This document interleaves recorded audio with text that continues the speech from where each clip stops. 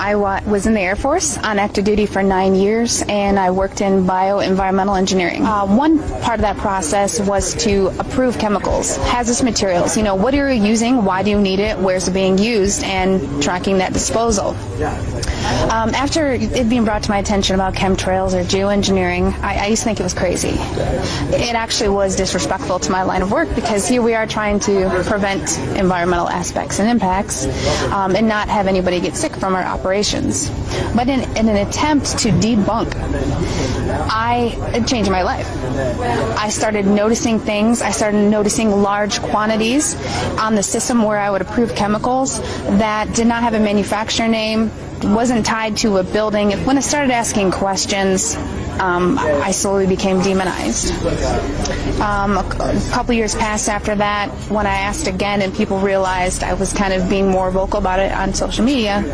I was starting to be thrown into a mental institution and have my daughter taken away. That changed my life. I no longer view the military the same way. I've been doing it. Okay, she's got the snow lit. Let's see what it does. It's not dripping at all. Okay. I've seen these things on YouTube about the snow not melting and just turning black when you put fire to it. So I'm going to go outside here, get some snow.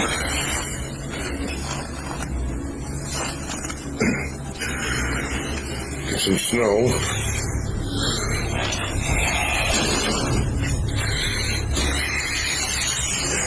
This snow I just picked up outside. I'm just packing it in. Here's the snow I just picked up. You guys saw me pick it up outside off my porch.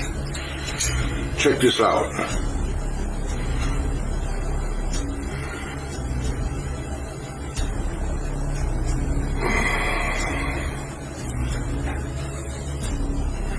Dude, that is weird. It doesn't melt. There's no drops of water.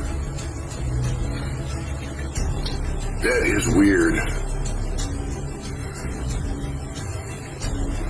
That is weird, man. Look, it just like turns black.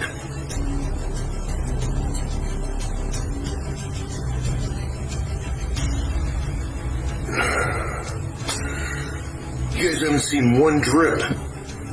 Starting in 1993, it was called in vitro toxicity of aluminum nanoparticles in rat alveolar macrophages. That's a real fancy way of saying testing the effect of aluminum nanoparticles on the white blood cells in the little air sacs in your lung, the alveoli.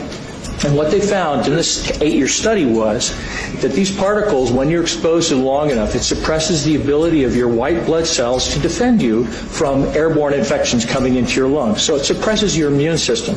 But they also found that these same particles, once they get into your system, they can actually go through the barrier in each one of the cells. They get inside the cells, and these particles can actually suppress the ability of mitochondria, which are in the cells that help to gobble up toxins and things that would be harmful to the nucleus and the reproduction process of the cells in your body.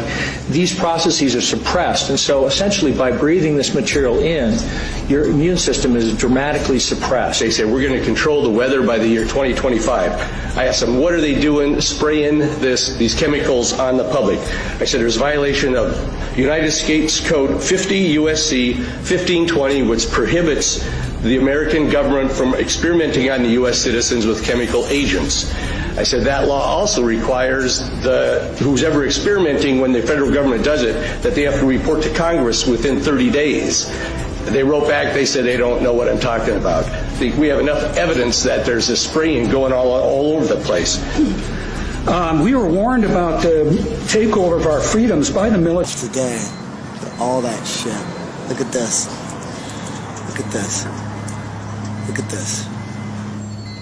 Sorry to inform you, these are not commercial airlines.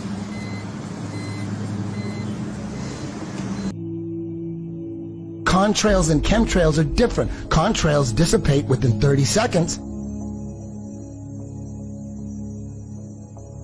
That's normal.